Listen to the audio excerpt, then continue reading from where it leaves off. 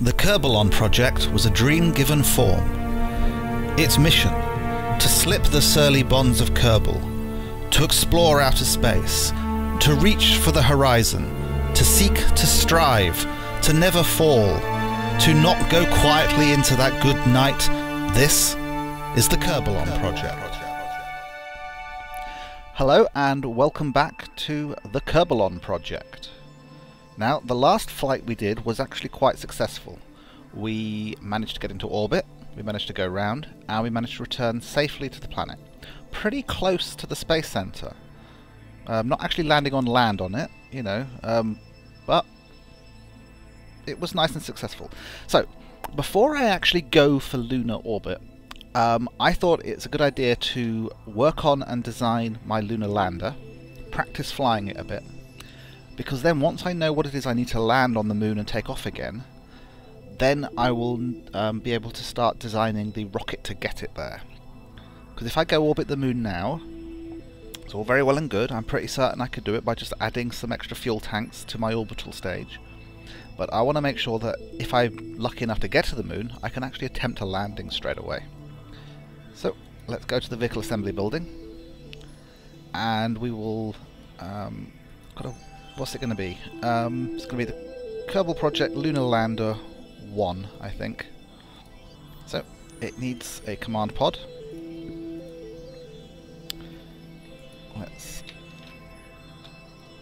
Okay. Kerbylon Project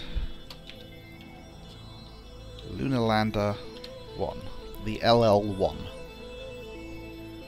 Or no, it's not lunar, is it? Because the moon is called the Moon, so it'll be a Lunar Lander. There we go. Kerbylon Project Lunar Lander 1. I'm going to hit save on that already. So, the lander, I think, needs two things.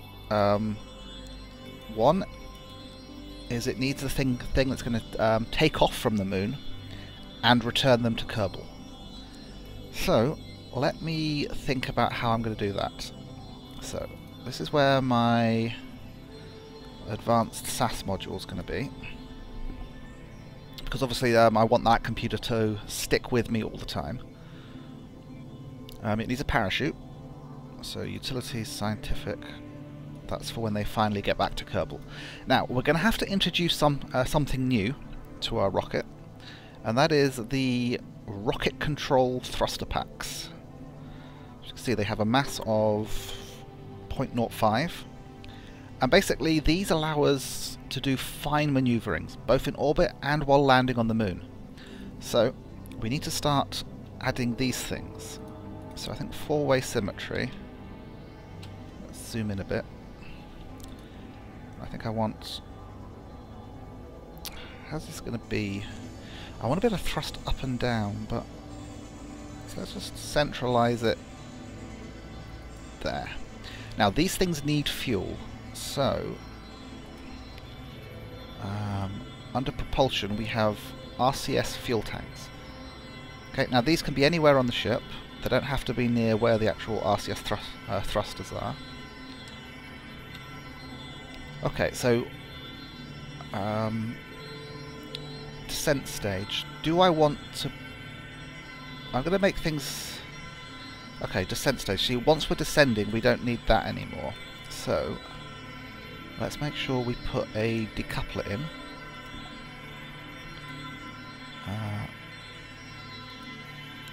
Landing struts for when we land back on Kerbal, in case we're ever landing on land. So I want to get these centralized a bit. There we go. So, the reason... oh, that's terrible, isn't it? Oh, was I on three-way symmetry when I did the rocket thrusters? I think I was. So let me... Let me take those away.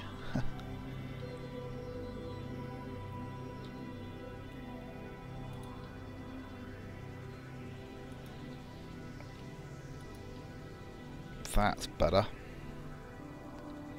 That's a lot better. Okay. So I've got the thing that's going to return to Kerbal. I then have a separator. So at this stage I need that RCS fuel tank. Okay, so what I'm building here is the stage that's going to... Oops, sorry. Just trying to get a better view on all this. Let's get rid of you. So now we need the stage which is going to take off from the moon and return them to Kerbal.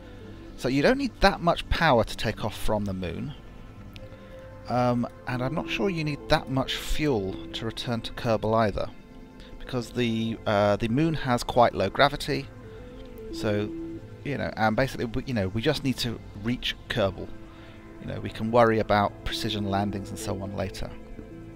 So, how much? You've got a max thrust of 50. So what is the weight of all this? Okay, we've got a fuel tank. Total mass 2.5. RCS fuel tank, so we'll call that 3.5. We have a decoupler, 3.5, 4.5. Advanced module, 5.5. We have, those don't weigh much. The command module, I don't know how much the command module weighs. Okay, I think one of those will do it.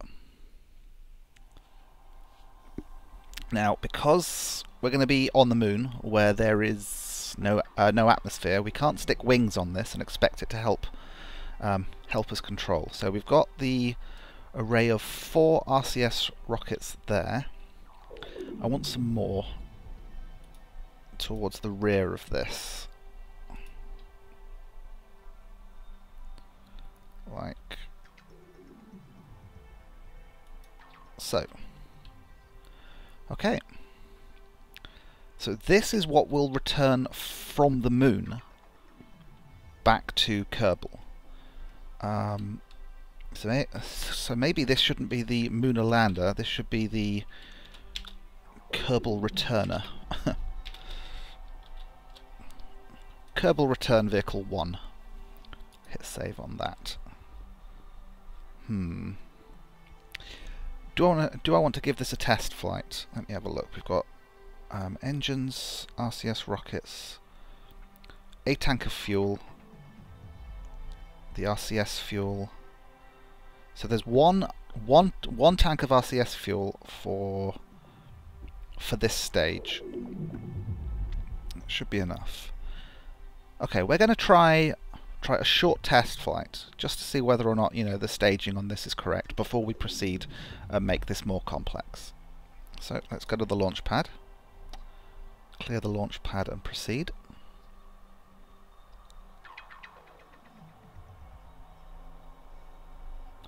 Okay, it's quite a tiny little vehicle. So we just want to go straight up and then separate our stages and return. So throttle up and activate the first stage.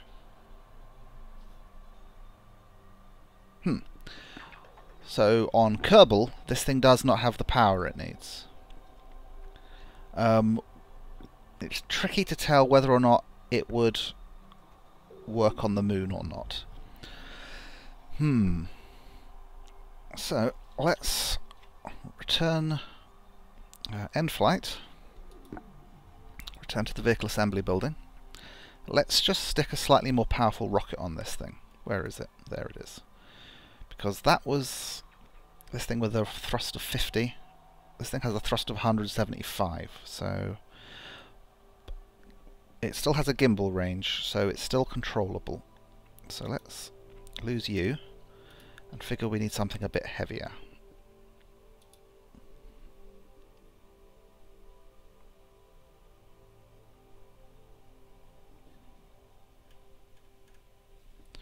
Okay, SAS on, thrust up, and launch stage. There we go.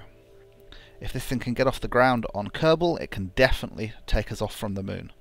And it will use a lot less fuel because of the less mass needed. So I'm hoping one tank is enough to return to Kerbal and control the deorbit. Dutchy, Burloff and Melorf are a little frightened there. Okay, let's angle out over the ocean.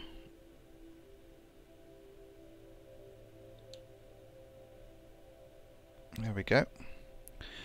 Can test our rocket control motors a bit. If we thrust. You can see I can thrust in all the different directions.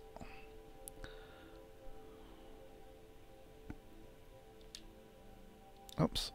Turned SAS off when I meant to turn RCS off. We're approaching 7,000.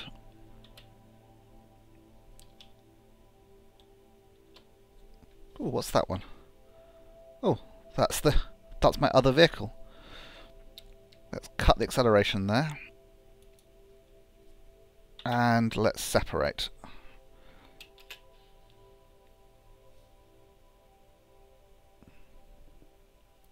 So the two halves of the vehicle are now separated. Let's zoom in a bit. I'll deploy my drag chute, and that should separate us. So there we go. Maximum warp, and let's just get these guys back into the briny drink.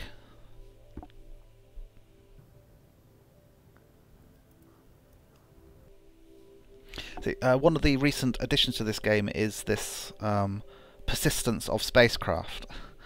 So essentially, seeing as there's no method yet of recovering these splashdowns, that means that the stuff that splashes down is going to remain on the map. What?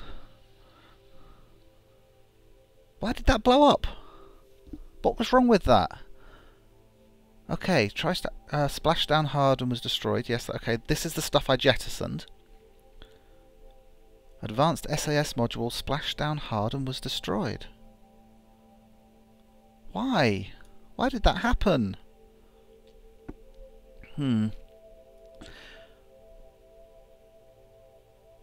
Okay, I may need to just, you know, stop this having the SAS and the landing legs on for the return to Kerbal stage, because it obviously sometimes doesn't survive for some reason.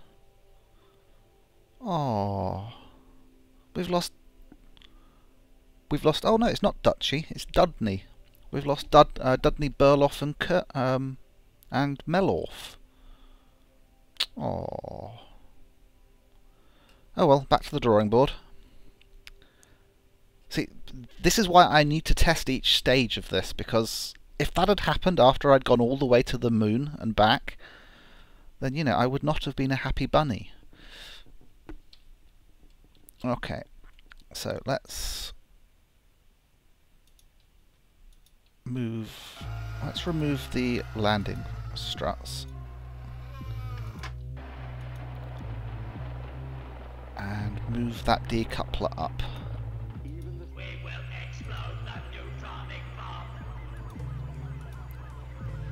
Like so. So the SAS module is below where the decoupler is, which gives us, so the only thing returning to Kerbal now is the command capsule. I really want them to add space planes to this. I don't like the fact that we're throwing away almost our entire spaceship. But I suppose that's just something that the Kerbals are going to have to try and invent. Yeah, I mean, the Kerbals are doing pretty well. You know, they've managed to come up with individual personalities and names for themselves now. Although they do still all look alike. Okay. So this is the Kerbal Return A, and I just noticed that that should be a P for Kerbylon Project. So the Kerbylon Project Kerbal Return 1A, which essentially we're separating those stages a bit. So we'd better give this one a quick test flight. I'll just get up to about 5 kilometers or so. SAS, thrust, and stage.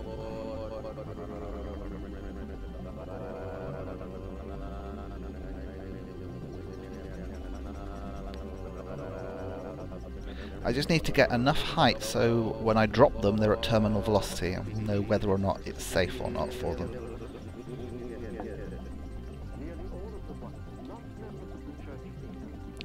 Okay, let's start a bank over the ocean.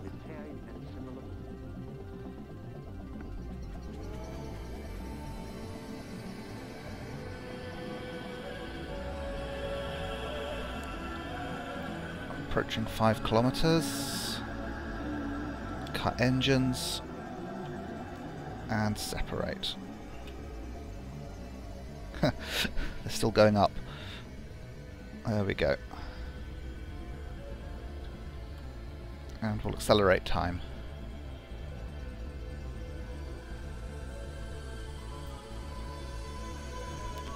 Well, oh look, we've got Bill, Jeb and Bob again. There's probably still a few of the, the originally named clones floating around, so they're going to, show up in the rotation every now and then.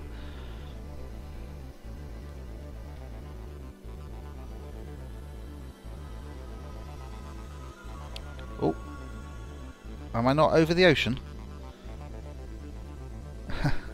In general, this configuration will land on land as well. This does mean that all the wreckage and stuff out there. It's only a short walk back to the space center. There we go. And they're home safe. Right. End flight. Everything worked fine there. Vehicle assembly building.